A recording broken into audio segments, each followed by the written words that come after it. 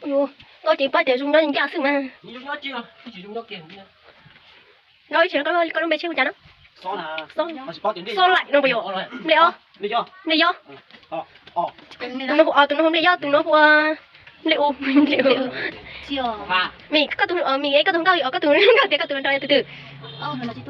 Ê tụi bé con này. Đây lấy tới hai tiền mấy hôm con nè. Ai dùng gì mà ai? Đâu bây giờ? Tin nó chơi.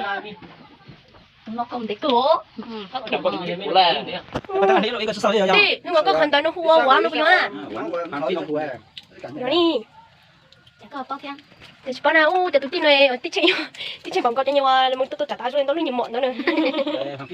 Tụi nó treo khoác đi không. Tụi nhiều nó chắc. Bây giờ tôi coi gì tới tự nhìn thấy chị muốn hôm nay tự không thấy hả? Gì tới tự nhìn tới chị mua phòng phi không nó vợ.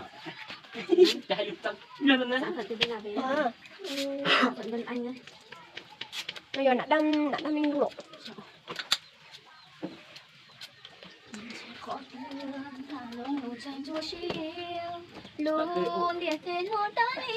Trong cá chứ coi vừa nhìn tôi lúc mở con nữa à. Nó còn nó cool chứ mà dám. Nó lại là giờ. Đi qua trả nè. Có cháu lớn. Chó là ha, nhỏ rồi. Có cháu lớn. Chó là ha. Chó. Chó có rồi. Chó rồi. Trời ơi, cha mấy đứa nó phim Hàn Quốc cứ mấy đứa copy cơ xin à. Nó dùng mà tì, từng là tì dù à. Tì dù ấy, chắc là chỉ là nhau cũng nào. Địt cái con mẹ cái đầu buổi tao ấy. Chẳng có thấy luôn à. Rồi đây rồi, tì nó chỉ là tì. Giờ cha, hay xô luôn. Cho tụi nó mà chỉ chấp lơ, nó có chỉ là thật tin là bây giờ. Mấy bạn nó bông tí thời tin theo. Đúng không? Có thời tin theo. Cơ mà Chú, nhìn gì để xuân, gì để liền. này, tao chụp cười này. Tao sáng thế là. Em không có gì. Mất có đâu.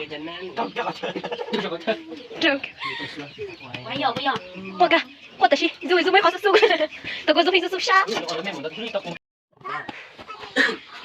Nhớ rồi, nó biết tôi có phải là nhớ rồi chị. Nhớ rồi, sao chọc nhớ. Nhớ rồi, nó có ta chị. Tôi sẽ biết thêm một cái. Ê, có bật thai. Chị thai đi à? Ê, coi lên hả?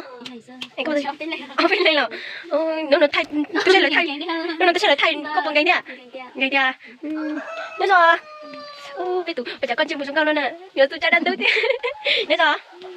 Chả nó có nào xì luôn. Đắt tôi xíu.